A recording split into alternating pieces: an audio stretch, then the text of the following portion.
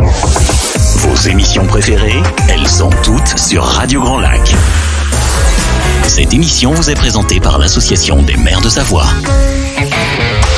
La vie de nos villes et villages, c'est tout de suite dans votre émission 1 heure, une commune. Bienvenue en ce mardi 21 janvier pour 1 heure, une commune, cette émission que vous aimez, où on parle de la vie de nos villes et villages, des villes et villages qui sont partenaires de Radio Grand Lac.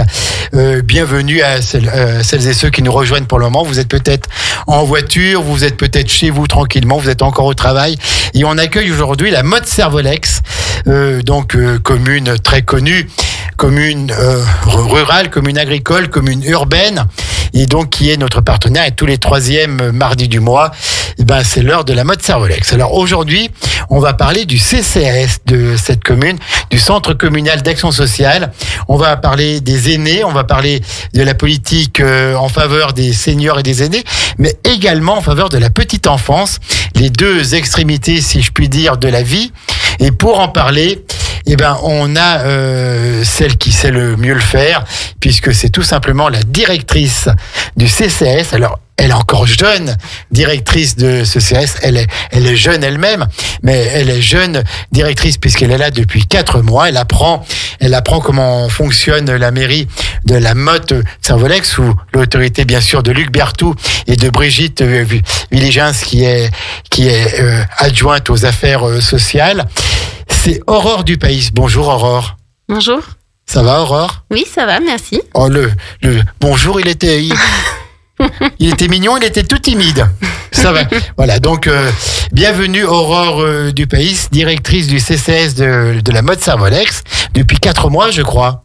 C'est ça, tout à fait. Je suis arrivée fin août. Fin août, et pas de regret, je crois. Ah non, j'ai été très bien accueillie. Et la commune est vraiment très agréable, donc je suis ravie d'être là. Alors, merci pour la Motte Servolex. Alors, on va juste dire un mot, avant de parler du CCAS, quand même, de votre parcours professionnel. Je crois que vous êtes du Nord, du secteur de Beaubeuge, par là-haut. Alors, ma belle famille est du Nord, mais sinon, moi, je suis originaire de Haute-Savoie. Je dirigeais auparavant le CCAS d'Évian-les-Bains. D'accord, donc voilà, vous... professionnellement, donc vous étiez à Évian-les-Bains, donc pour diriger aussi le CCAS.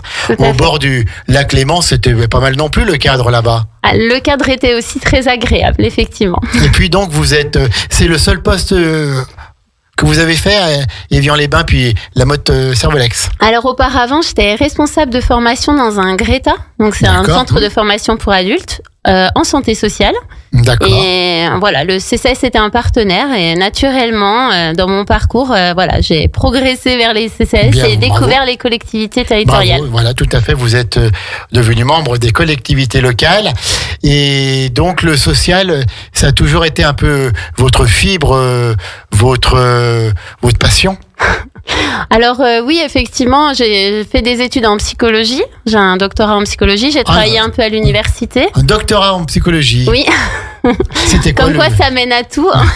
C'était quoi le sujet de votre thèse? C'était autour de la résolution de problèmes. D'accord. Bravo. Merci. Bravo. Donc maintenant, je vais vous appeler docteur, puisque je ne savais pas que vous étiez docteur S psychologie, comme on dit. Bravo.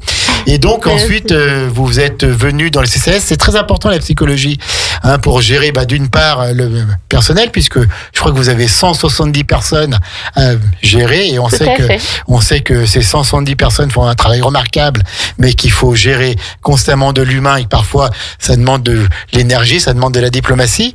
Et puis la psychologie également auprès des aînés, auprès des problèmes que connaissent nos aînés avec le vieillissement, avec l'âge, et puis également les familles, les mamans pour ce qui est de la petite enfance.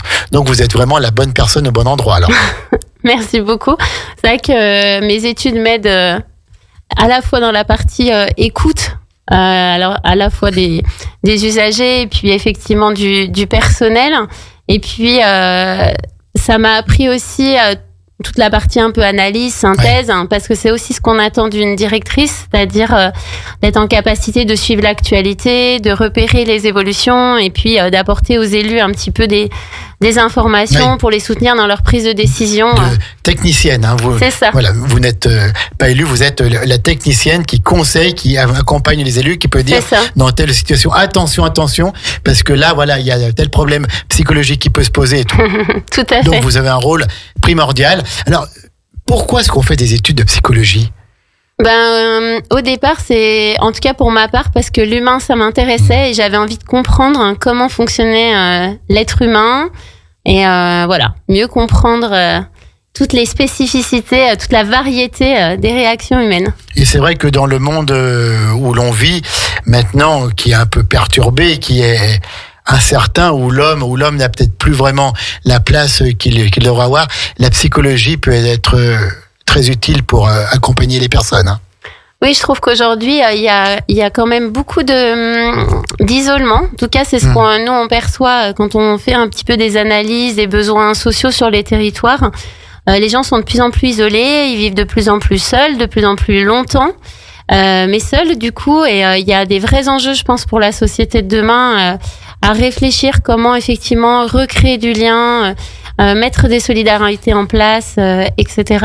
Et je pense que c'est ce qu'on porte aussi à la mode Servolex, avec là le lancement par exemple de l'heure civique, avec l'idée de rapprocher vraiment effectivement les personnes qui habitent en voisinage et créer des solidarités. Et alors très bien, et vous avez pris un mot qui est important, solidarité.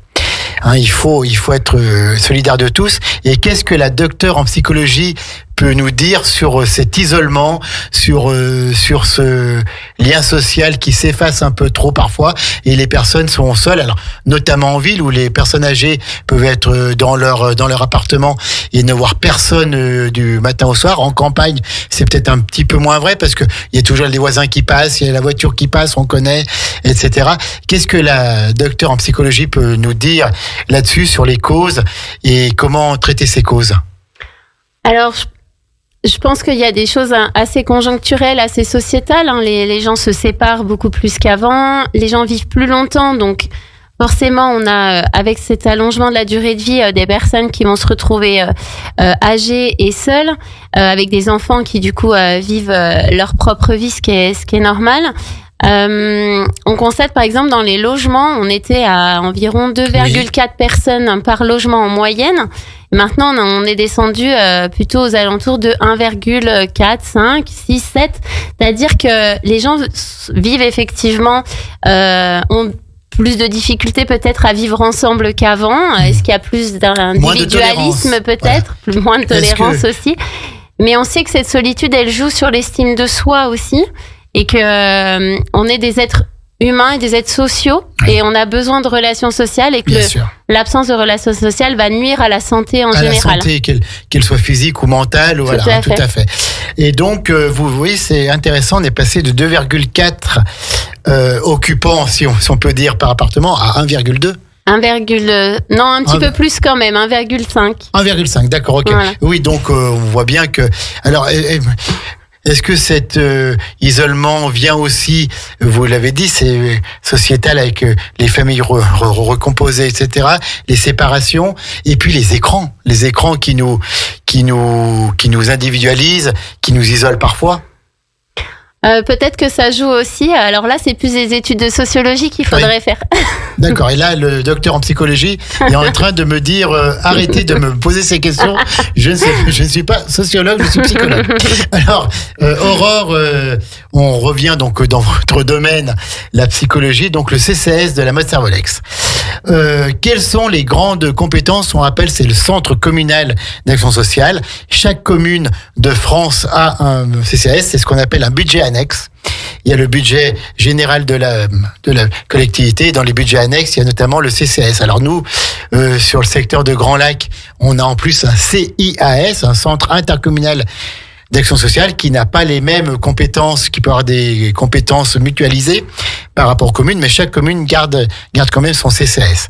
Quelles sont les grandes compétences du CCAS de la mode Servolex? Alors, je vais juste peut-être préciser qu'il y a des compétences obligatoires à tous les CCS et qui sont très restreintes. La première, c'est ce qu'on appelle la domiciliation. Donc, c'est le fait de fournir une adresse postale aux personnes sans domicile fixe ou qui ont des difficultés à recevoir leur courrier là où ils vivent. Et ce qui fait que ces personnes qui reçoivent le courrier peuvent avoir une boîte aux lettres en mairie ou un casier. CCS, voilà. Un casier au CCS. Ils viennent chercher leur courrier. Tout à fait. Donc ça, c'est à la fois pour les personnes sans domicile fixe, mais parfois, on a aussi des personnes qui ont des difficultés particulières ou qui vivent des séparations. Enfin, il y a plein de profils divers et variés. Donc ça, c'est une des compétences obligatoires. Et la seconde, c'est ce qu'on appelle l'analyse des besoins sociaux. Donc ça, c'est l'idée, en fait, d'avoir une expertise des besoins des habitants d'un territoire. Donc ça peut passer par des questionnaires, des enquêtes, des statistiques, des choses comme ça. C'est l'idée d'avoir connaissance des besoins de son territoire. Et ça, c'est les deux seules compétences obligatoires d'un CCS. Pour chaque CCS de France. C'est ça. Et après, c'est en fonction des volontés politiques. Donc, chaque CCS va être différent et va apporter des services différents. À la mode Servolex, on a donc, comme vous l'avez dit tout à l'heure, toute une partie personnes âgées où on va accompagner la personne âgée dans son parcours à domicile avec un service autonomie à domicile. Ensuite, on a un accueil de jour qui permet d'accompagner sur la journée les personnes qui ont des troubles, soit Alzheimer, soit qui sont porteurs de la maladie de Parkinson. Et puis ensuite, on a un EHPAD donc, qui s'appelle les Terrasses de Rénac. Donc un EHPAD, combien de lits ? 78. D'accord, donc une structure assez importante. Qui reste à taille humaine quand même. Oui, tout à fait. Donc 78 lits en accueil permanent. Est-ce qu'il y a des accueils Alors il y a 3 pour, accueils temporaires, pour effectivement. Soulager les aidants quand ils ont besoin de répit. Tout à fait. D'accord. Aide aux personnes âgées à domicile. Je crois qu'il y a le portage de repas. Tout à fait. Et il y a aussi les aides ménagères, ce qu'on appelle les aides ménagères. Alors, on dit plus aide ménagère depuis un petit moment. D'accord. On est vraiment alors, on parle d'aide à domicile, dans l'accompagnement ou dans le soin. Donc, c'est réalisé effectivement par des aides à domicile ou des aides soignantes. Et on accompagne vraiment dans tous les actes quotidiens, tous les actes de la vie. Pour aider donc notamment les courses, etc. Les personnes âgées aussi pour leur toilette ou leur habillement. Voilà, la préparation des repas, l'entretien, les courses, la compagnie. Ça peut être accompagner à la mobilité, à se déplacer à un rendez-vous, par exemple. Alors, pour rendre encore un petit peu plus complexe pour les auditeurs, tout ça est fait en lien avec le département, puisque c'est le département qui est la collectivité de base pour tout ce qui est le social. C'est ça, tout à fait. Avec les assistantes sociales pour notamment la mise en place des aides, que ce soit l'APA ou autre. Tout à fait. Le département reste chef de file de l'action sociale. C'est lui qui finance et puis qui oriente aussi effectivement ce qui est mis en place sur les communes. Alors, combien de personnes âgées, si on peut dire, combien de seniors, combien d'aînés bénéficient de vos services, des services du CCS sur la mode Servolex ? Alors, au niveau du service autonomie à domicile, on intervient auprès de 200 bénéficiaires environ. Donc, le service autonomie à domicile, depuis le 1er janvier, regroupe l'intégralité de nos services à domicile. L'accompagnement, le soin et le portage. D'accord. Donc, ça fait à peu près 200 bénéficiaires. Et donc, il y a certaines personnes qui ont le portage de repas sans avoir les soins, et puis d'autres qui cumulent tout. C'est ça. Voilà. Suivant leur état de suivant dépendance. Leurs besoins. Suivant leurs besoins. Tout à fait. Bravo. Donc, c'est un besoin primordial pour que nos aînés puissent être à domicile le plus longtemps possible. Oui, et c'est la volonté quand même principale des personnes âgées aujourd'hui de rester au domicile le plus longtemps possible. Parfois, quand même, un accueil en structure est plus sécurisant et mieux, non ? Alors effectivement, ça va dépendre de chaque situation. On essaie toujours de penser au risque pour la personne et de proposer quelque chose qui soit le plus sécurisant pour tout le monde.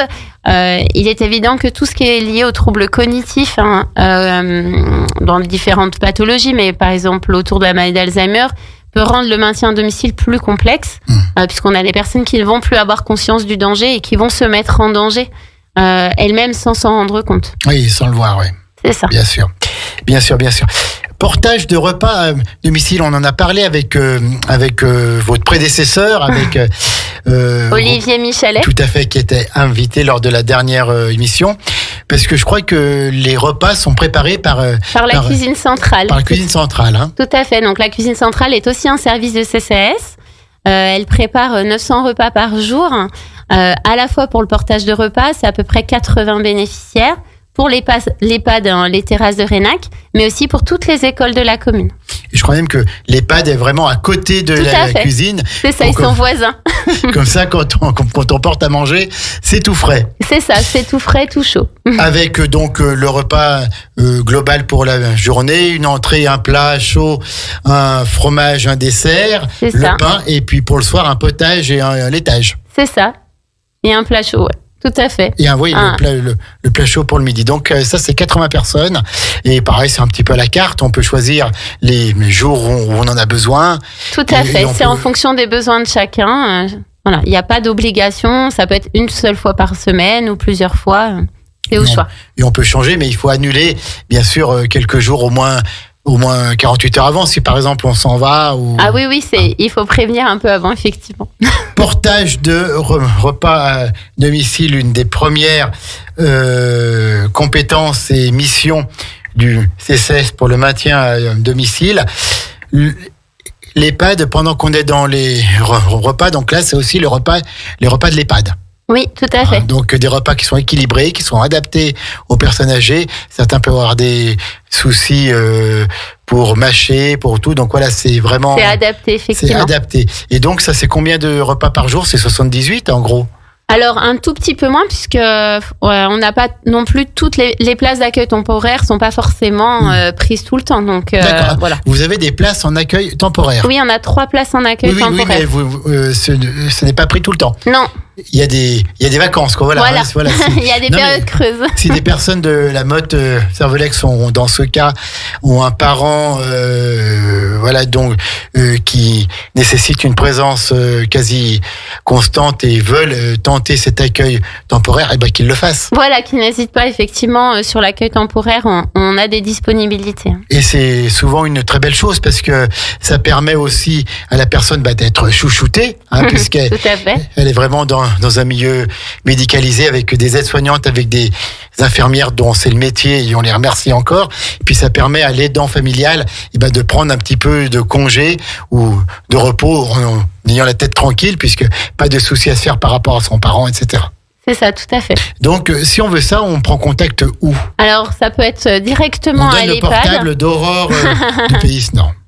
Non. Alors, effectivement, toutes les inscriptions en EHPAD passent dorénavant par une plateforme qui s'appelle Via Trajectoire.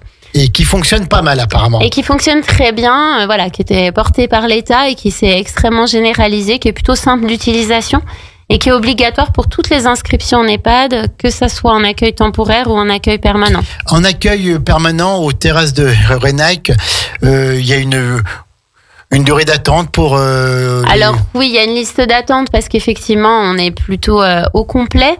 Cependant, il y a vraiment toujours une notion d'urgence.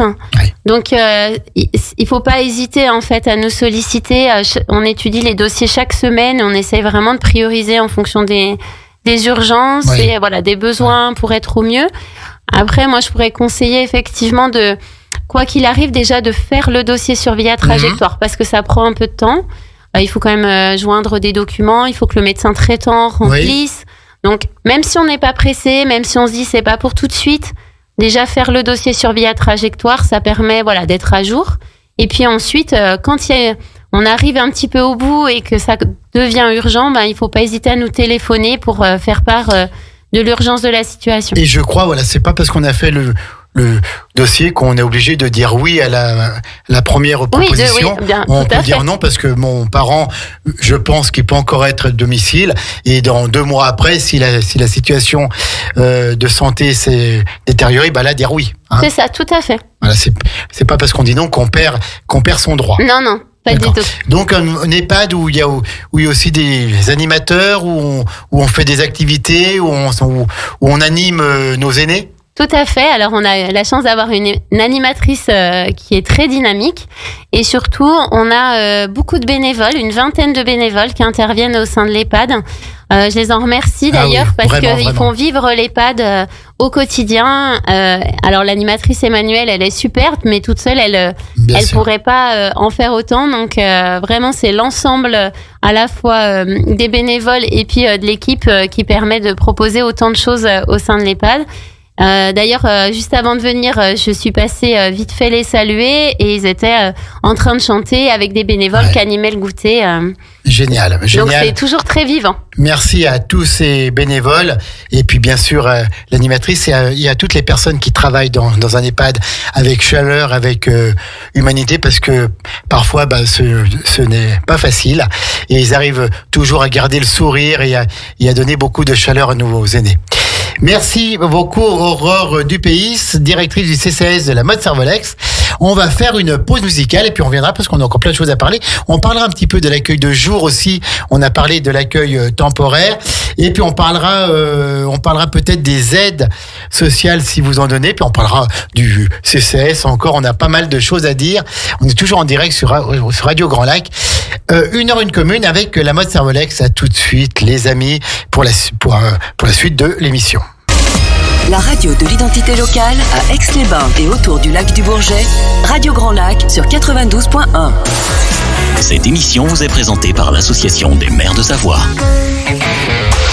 La vie de nos villes et villages, c'est tout de suite dans votre émission 1h1 commune. Nous sommes de retour à 17h26, tout juste à l'horloge de Radio Grand Lac pour cette émission 1h1 commune avec la mode Servolex. Et aujourd'hui, on a la directrice qui est souriante comme tout. Vous ne le voyez pas, vous, mais moi, j'ai la chance de l'avoir en face de moi. Aurore Dupéis, qui est la directrice du CCAS de la mode Servolex, donc du Centre communal d'action sociale. On parlera aussi de la petite enfance, bien sûr, mais je voudrais qu'on termine un peu cette partie sur les personnes âgées, sur les aînés, parce que ça peut être source d'inquiétude pour les familles quand la personne âgée perd son autonomie, ce qui est tout à fait normal aussi, le vieillissement, depuis que le monde est monde, quand on vieillit, on perd nos compétences, on perd nos connaissances et tout, sauf certains ou certaines qui ont la chance de vieillir bien, en bonne santé mentale et physique. On parlait de cette EHPAD, les terrasses de Renac, et je vous demandais en off, est-ce qu'il y a beaucoup de demandes d'admission en hébergement permanent, quoi? Alors globalement, il y a beaucoup de demandes. Par contre, le nombre de demandes vraiment urgentes qui nécessiteraient une place immédiatement n'est pas si important que ça. Ça peut être quoi comme cas précis, une demande en urgence ? Alors c'est quelqu'un par exemple qui chute à répétition au domicile et du coup qui fait des allers-retours à l'hôpital, ce qui effectivement n'est pas sécurisant. Ça montre que cette personne ne peut plus être au domicile. Disons en tout cas que ça devient dangereux pour sa sécurité. Ça peut être une famille ou un proche qui est épuisé. Parce que quand son époux ou son épouse a la maladie d'Alzheimer et que on avance effectivement dans la maladie, ça peut être très difficile à gérer, ça peut être épuisant. Donc, on a parfois des aidants qui s'épuisent et du coup qui eux-mêmes vont être hospitalisés. Et donc là, on a besoin effectivement d'accueillir en urgence le proche parce qu'il n'y a plus personne à la maison au quotidien. Et qu'est-ce qu'on fait quand c'est comme ça ? Alors, c'est vrai que nous, on essaye au maximum d'être au plus près du suivi des dossiers pour proposer une place à la situation la plus urgente quand on a une chambre qui se libère. On essaye d'être le plus réactif possible. Et s'il n'y a pas de chambre de libre ou de terrasse de Renac ? Alors, on réoriente vers d'autres EHPAD du territoire. À la mode Servolex, il y a aussi l'EHPAD L'Éclaircie, qui est géré par la Croix-Rouge. Et puis après, il y a tous les EHPAD sur Chambéry. On est quand même un territoire où il y a quand même des établissements. Il y a quand même des établissements. Quel est le coût en hébergement permanent, un mois, aux terrasses de Renac? En gros, je vous demande pas. Alors, c'est un petit peu difficile de répondre parce qu'il y a quand même des aides qui existent. Donc, ça va s'adapter un petit peu aussi à la situation financière de la personne. Il y a quand même la partie... incompressible qui est arrêté avec le département, ça. Oui. Alors, il y a la partie hébergement. Donc, c'est vrai qu'on va être à peu près autour des 2 500 € par mois, pour un accueil permanent. Donc, pour vous donner un ordre d'idée. D'accord, oui, voilà, tout à fait. 2500, ouais, c'est à peu près le prix chez nous, quoi. Oui, on n'est pas, on est dans la norme effectivement des. Donc ça, c'est ce qu'on appelle un peu le reste à charge. C'est ça. Hein, toute la partie médicale. Après, il peut y avoir des aides supplémentaires quand même quand on a des très faibles ressources. Oui, d'accord. Et donc, autrement, tout ce qui est la partie médicale, soins, ça, c'est pris en charge. Oui, par l'ARS, l'Agence régionale de santé, qui verse directement à l'EHPAD sa dotation. Un petit mot sur l'accueil de jour. Donc, l'accueil temporaire, on a bien compris que c'est pour une période. Est-ce qu'il y a une période minimale chez vous pour l'accueil, ou ça peut être 3 jours, ou c'est minimum 15 jours, minimum une semaine? Alors, il n'y a pas vraiment de minimum, mais on sait quand même que pour que ça soit plus confort pour la personne, on est sur une semaine. Sur une semaine pour que la personne âgée ait le temps de prendre ses repères, de s'habituer. Une semaine. C'est ce qu'on recommande, on va dire. D'accord, minimum. Et 15 jours, après, ça fait beaucoup? Non, c'est bien aussi. Oui. D'accord. Alors, l'accueil de jour, ça, c'est pour les parents qui peuvent être seuls, qui ont besoin de lien social. On pose la personne le matin et on vient la chercher le soir. C'est ça. Alors, on a la particularité, nous, d'assurer le transport des personnes, c'est-à-dire qu'on va les chercher chez eux et on les ramène à la fin de la journée sur la commune de la Motte-Servolex. On partait du principe que déjà, ce transport, c'est déjà une première forme d'accompagnement et de répit aussi pour l'aidant, puisqu'on va gérer ce temps-là. Autre particularité du coup notre accueil de jour, parenthèse, on a une journée dédiée aux personnes qui sont atteintes de la maladie de Parkinson. Oui. Donc qui est la journée du mardi. On a beaucoup de succès sur cette journée-là. On a une liste d'attente assez importante. Il y a des besoins spécifiques autour de cette pathologie qui nécessite aussi du répit pour les aidants et de la stimulation et, comme vous le disiez, du lien social. Du coup, à compter là du printemps, on va ouvrir une deuxième journée spécifique pour les personnes atteintes de la maladie de Parkinson, pour répondre effectivement à la demande et à la liste d'attente qu'on a autour de cette journée. Vous avez combien de places en accueil de jour? Alors nous, on a 6 places. C'est un petit accueil de jour. Oui, mais voilà, mais c'est bien parce que ça crée du lien. Puis ces personnes s'habituent aussi à l'EHPAD. Si elles doivent y aller après, elles connaissent les lieux, quoi. Alors pas tout à fait, parce que nous, l'accueil de jour est délocalisé. D'accord, ok. Il n'est pas situé à l'intérieur de l'EHPAD. D'accord, okay. Non, il est situé à côté du CCS, en face du CCS, vraiment dans le centre-ville de la Motte. Ce n'est pas à l'EHPAD. Non, il y a des locaux dédiés. Bien, écoutez, est-ce que vous avez d'autres choses à dire, sur la politique en faveur des personnes âgées au sein du CCAS de la Motte-Servolex? Est-ce qu'il y a des points que vous voudriez aborder encore? Alors, bien juste repréciser effectivement que là, depuis le 1er janvier, on est vraiment passé en service autonomie à domicile. Ça veut dire que pour les bénéficiaires et leurs familles, il y a une porte d'entrée pour le soin, pour l'accompagnement et le portage de repas. Avant on avait des services dissociés, on est bien maintenant sur un service commun. Alors, on travaillait déjà tous ensemble et on était déjà dans de la collaboration, mais là c'est renforcé et davantage identifié, avec l'idée vraiment de faciliter le parcours de la personne âgée et de sa famille, et de proposer un panel entre guillemets de services avec un seul interlocuteur. D'accord, ok. Mais en tout cas, toutes les familles de la Motte-Servolex qui connaissent des difficultés ou qui seraient amenées à en connaître peuvent prendre contact avec le CCAS. Avec le CCAS, tout à fait. Est-ce qu'on peut avoir les coordonnées du CCAS? Alors là, je vais pouvoir vous donner l'adresse, mais le numéro de téléphone, ça fait encore pas assez longtemps que je suis là, je le connais pas par cœur. Donc voilà, il suffit de téléphoner à la mairie de la Motte-Servolex. Oui, ou à la mairie. Et on vous orientera. Tout à fait. On a parlé de nos aînés pour lesquels nous avons beaucoup d'affection, bien sûr. Ça gère aussi la petite enfance, le CCAS de la Motte-Servolex. L'action sociale, il y a la petite enfance. Alors, quel est donc ce domaine de la petite enfance au sein du CCAS de la Motte-Servolex? On a la chance effectivement d'avoir 2 crèches, donc une grande crèche avec 40 berceaux. Donc on parle en berceau pour les crèches parce qu'on peut accueillir plusieurs enfants dans le même berceau à la même place, avec un enfant qui pourrait venir lundi, mardi, un autre enfant qui viendrait jeudi, vendredi. Bien sûr, oui. Voilà, donc ça fait davantage de familles et d'enfants accueillis. Et puis une micro-crèche avec 12 places. qui D'accord. sont toutes les deux situées en proximité dans le centre de la Motte. Donc là, pareil, je pense qu'il y a des listes d'attente pour avoir une place en crèche. Alors tout à fait, donc là on est en pleine période d'inscription, donc pour les parents qui sont intéressés, il faut contacter le CCAS. En passant sur le site internet de la ville, vous pouvez aussi télécharger le dossier d'inscription. Donc il faut pas attendre que le petit bébé soit là, il faut faire le dossier avant. C'est ça, dès les 3 mois de grossesse, il faut pas hésiter à nous contacter. Alors, il y a combien de places dans vos 2 crèches? Alors, il y a 40 Oui, places voilà, plus vous l'avez 12.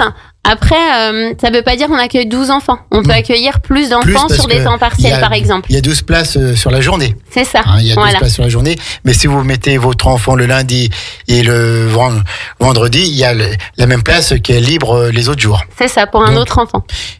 Combien de familles bénéficient de vos services petite enfance? Eh ben, ça fait presque 80 en tout, puisqu'on accueille aussi des enfants en occasionnel. Donc, c'est des enfants qui vont pas être inscrits de manière régulière, mais les parents vont pouvoir les inscrire d'une semaine à l'autre en fonction de leurs besoins. Par exemple, une journée ou 2 journées ou 2 demi-journées, à la fois pour la socialisation de l'enfant et puis aussi pour avoir du temps pour eux, pour des rendez-vous personnels, médicaux ou professionnels. D'accord. Et combien de personnes travaillent dans ces crèches? Alors, on a 5 personnes à la micro-crèche et puis 16 personnes à la grande crèche Millipom. D'accord. Donc, des personnes qui Alors, ont plusieurs forcément postes. diplômées, effectivement, soit d'un CAP petite enfance, CAP petite enfance. auxiliaire de puériculture, éducatrice de jeunes enfants, et la directrice qui est infirmière puéricultrice. Infirmière, puère, d'accord, ok. Donc, pareil, un accueil tout à fait chaleureux des enfants. Quels sont les horaires des crèches à la Motte-Servolex?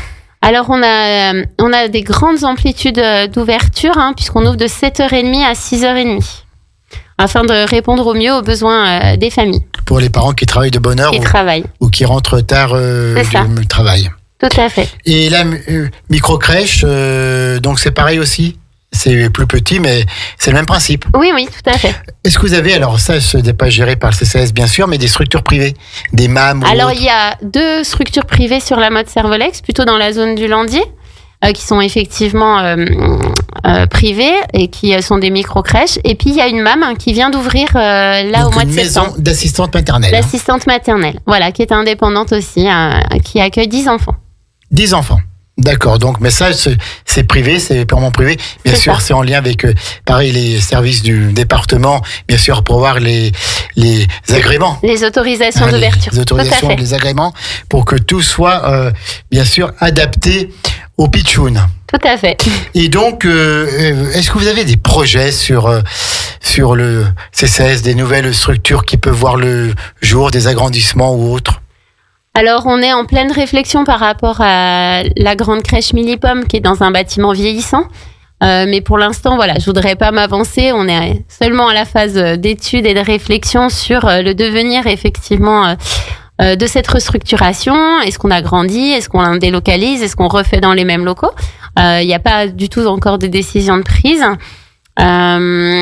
Et après, justement, comme je vous le disais tout à l'heure, une de nos missions aussi, c'est d'analyser les besoins sur le territoire. Oui, on va en parler après ça. Et d'identifier justement dans 5, 10, 15 ans quels seront les besoins dans la petite enfance. Ça va être un des enjeux justement là pour moi de pouvoir apporter ces éléments-là pour accompagner les élus sur justement la prise de décision autour de ça. Eh ben, on va en parler dans la dernière partie de cette émission. Il est déjà 17h38.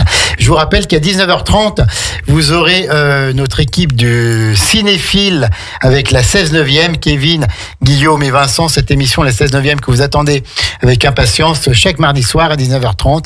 Émission de grande qualité. On marque la deuxième pause musicale et on revient pour déjà clôturer 1h1 commune avec la Motte-Servolex et avec Aurore Dupéis, qui est la directrice heureuse du CCAS de cette ville. Allez, à tout de suite les amis. Radio Grand Lac, votre fenêtre sur la vie locale. 92.1 FM. La vie de nos villes et villages, c'est tout de suite dans votre émission 1h1 commune. C'est tout de suite et c'est déjà la dernière partie de cette émission avec Aurore Dupéis, qui est la directrice du CCAS de la Motte-Servolex. On a parlé donc des compétences et des missions de ce CCAS qui gère 170 personnes, vous m'avez dit. C'est ça. Et donc au sommet, il y a Aurore. Bien sûr, sous la direction du maire, Tout à fait. Berthoud, et de l'adjointe Brigitte Villégens, que l'on salue bien cordialement. Alors, donc, on a parlé de la compétence personnes âgées, seniors, etc. On a parlé des crèches, donc de la compétence petite enfance. Si vous vouliez dire un mot sur le relais petite enfance, pour finir cette partie. Tout à fait. Alors, le relais petite enfance va proposer à la fois des activités aux assistantes maternelles, pour tout ce qui est mise en lien, pour éveiller les enfants et proposer aussi une ouverture à la culture. Et il va être également vraiment le guichet unique et la porte d'entrée des familles qui ont des questions autour des modes de garde, que ce soit des modes de garde individuels ou collectifs. Il y a un petit peu la même dynamique que j'expliquais tout à l'heure autour du service autonomie à domicile. C'est l'idée d'avoir une seule porte d'entrée pour les familles, pour toutes les questions autour des modes de garde des enfants, des aides qui existent, de la CAF, etc. Si des personnes gardent des enfants chez elles, ce qu'on appelait avant les nounous, Oui. C'est géré aussi par le CCAS ou par le département? Alors non, les agréments des assistantes maternelles sont bien donnés par le département, par la PMI, avec qui on travaille très en lien. Nous, notre rôle, c'est de proposer des formations, de proposer des groupes de parole, de proposer des activités aux assistantes maternelles du territoire pour créer du lien et les accompagner dans la prise en charge des enfants. Combien de places en tout d'accueil pour les enfants sur la mode si on compte les assistantes maternelles? Alors, il y a environ 60 assistantes maternelles. Voilà, et elles vont proposer entre 1 et 4 places. Et ça peut être variable d'une année à l'autre en fonction des enfants qu'elles accueillent.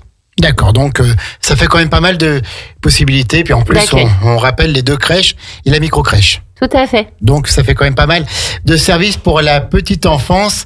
On a un dernier service aussi qui s'appelle Le Petit Pont, qui est un lieu d'accueil parents-enfants. Donc il accueille les parents avec leurs enfants tous les jeudis matins. Donc c'est anonyme, c'est libre, il n'y a pas d'inscription. C'est effectivement aussi pour accompagner les parents qui souhaitent créer du lien social, qui peuvent être un petit peu isolés parfois avec leurs enfants en bas âge, par exemple s'ils sont pas du territoire, qui connaissent personne et qu'ils ont envie de créer des liens. Donc voilà, on les accueille tous les jeudis matins au Petit Pont. Pour connaître un petit peu mieux aussi toutes les aides auxquelles ils ont droit et tous les services du CCAS. C'est ça, et puis ça permet de faire un premier pas de socialisation pour les enfants. On rappelle aussi, merci Aurore, on rappelle aussi le numéro de téléphone du CCAS que nous avons trouvé pendant la pause musicale, le 04 79 65 17 73. Je répète, le 04 79 65 17 73, c'est le CCAS de la mode Servolex. Et si vous avez une question, n'hésitez pas à appeler Aurore et ses services se feront un plaisir de vous accompagner, de vous conseiller. Au niveau des autres missions, peut-être un petit mot sur les missions obligatoires que nous avons traitées tout à l'heure. La domiciliation, donc dans le cas de SDF ou de familles qui ont besoin dans l'urgence par rapport à des difficultés de ces services. Et puis on a parlé de l'analyse des besoins sociaux. Alors Aurore, elle est à la mode Servolex depuis 4 mois, mais 4 mois ça commence quand même à faire. Donc elle doit quand même avoir un peu une vision globale de ses besoins sociaux. Et qu'est-ce qu'elle peut nous dire dans les grandes lignes en direct sur Radio Grand Lac par rapport aux besoins sociaux à la mode Servolex? Bon, je vais avoir un grand scoop. Il y a le vieillissement de la population avec une augmentation de la dépendance. Mais voilà, on en a beaucoup parlé, je pense, ces dernières années, mais c'est une réalité. On y est vraiment confronté. On le voit au sein de l'EHPAD où effectivement les gens sont de plus en plus dépendants, entrent de plus en plus tard avec des dépendances de plus en plus importantes. On constate à domicile où effectivement les situations sont de plus en plus dégradées. Et puis dans la petite enfance, la natalité elle diminue et sur notre territoire peut-être même un tout petit peu plus qu'au niveau national.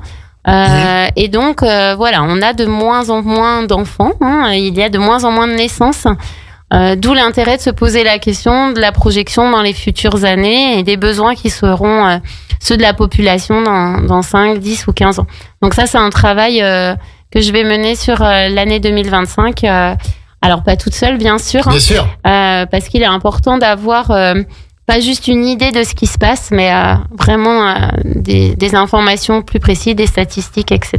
D'accord, donc on vous fait toute confiance et pour faire justement cette analyse et pour venir peut-être la présenter en direct sur Radio Grand Lac dans une heure une commune. On arrive bientôt au terme de cette émission. Aurore du Pays, encore des petits mots sur le CCS ou pas? Si vous avez encore des informations à donner, je ne sais pas. Alors, je pense qu'on a bien fait le tour, hein. On a bien balayé un petit peu effectivement tous les services. Alors maintenant, on va parler un peu plus de vous. Peut-être en restant bien sûr dans tout ce qui est louable, mais bon, venant de vous, on a pas d'hésitation, mais je crois que vous vouliez parler d'une association qui vous tient à cœur. Dites-nous tout sur cette association. Alors effectivement, j'ai la chance d'être membre du conseil d'administration de l'ACTAS. C'est pas rien. Hein. Non, mais ça, c'est quelque chose qui me tient à cœur. Donc, c'est l'association des cadres de l'action sociale. Donc, c'est une association qui est à destination des directeurs de CCAS. Uniquement des directeurs? Alors, des directeurs de CCAS, mais aussi des chefs de service, directeurs adjoints. Ça va dépendre des tailles de CCAS. On peut avoir, par exemple, sur Grenoble ou Lyon, qui sont des gros CCAS, voilà, des cadres à plusieurs niveaux. Même, rien qu'au CCAS de la Motte Servolex, je suis pas toute seule. Hein. Il y a une équipe de cadres, de chefs de service avec lesquels je travaille et je les en remercie parce qu'il y a un gros investissement collectif. Donc, cette association, elle nous permet d'apporter des ressources aux directeurs, justement d'avoir un suivi de l'actualité.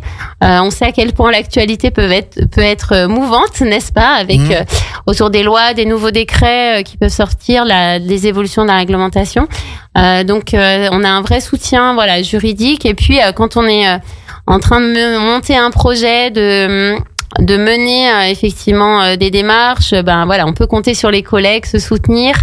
Et puis, ça nous permet de gagner du temps et d'avancer. Par exemple, si on doit lancer un appel d'offres ou un appel à projet, on peut bénéficier de l'expertise des collègues. Voilà, tout à fait. Donc, et vous êtes au top pour tout ce qui est les informations.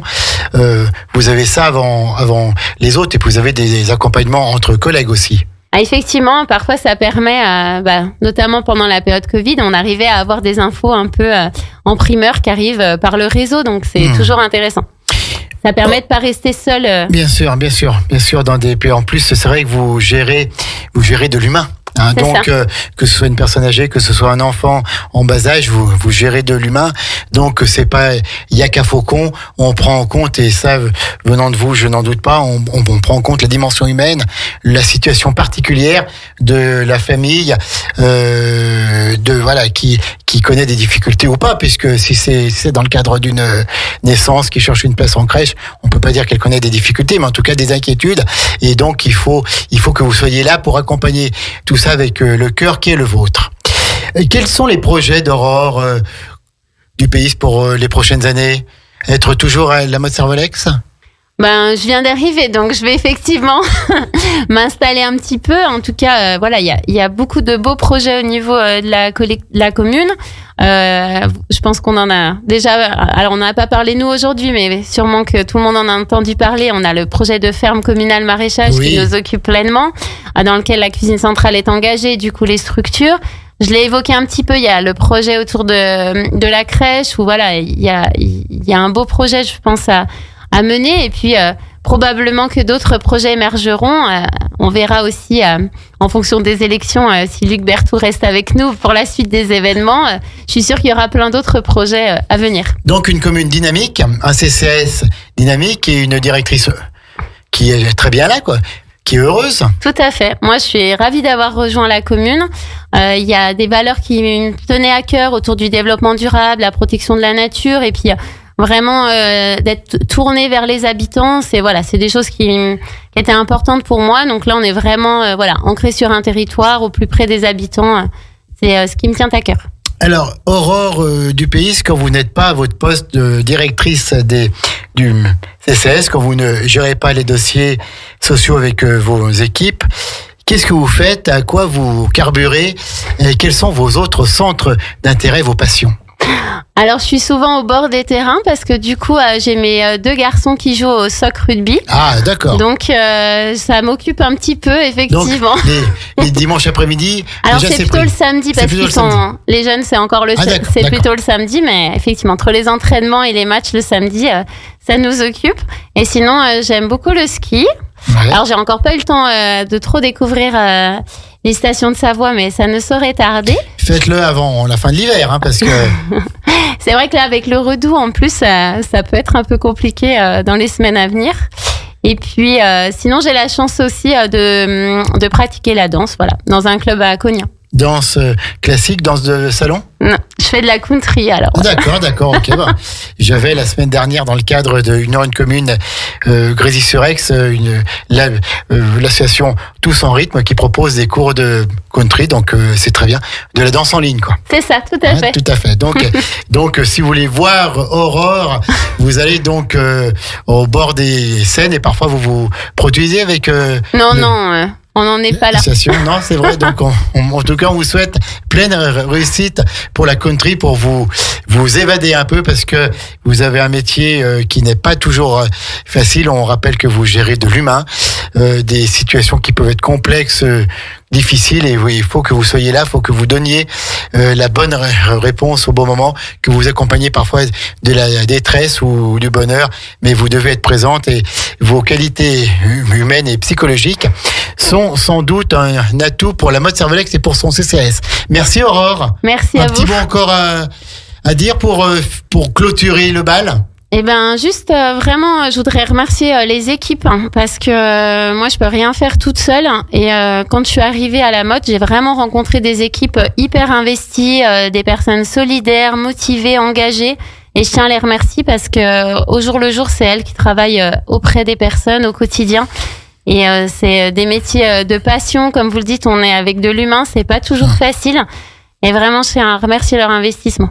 Et ben, ce sera le mot de la fin. Aurore Dupeis qui a conclu cette émission Une heure une commune avec la mode Cervelex, une émission que vous pourrez retrouver comme toutes les autres en podcast sur la chaîne YouTube de Radio Grand Lac. Et Aurore va vite aller voir le podcast dans les prochains jours pour s'écouter et voir comme elle a été très très bien pour cette première à la radio en direct. Merci à toutes et à tous. Bonne soirée. Je vous rappelle qu'à 19h30, c'est la 16/9e sur le cinéma. Et puis le reste du temps, c'est cette playlist musicale que vous adorez. Vous avez bien raison. Bonne soirée, Aurore. Merci. Bonne soirée à toutes et à tous. Au revoir. Détendez-vous. Vous écoutez Radio Grand Lac. Radio Grand Lac.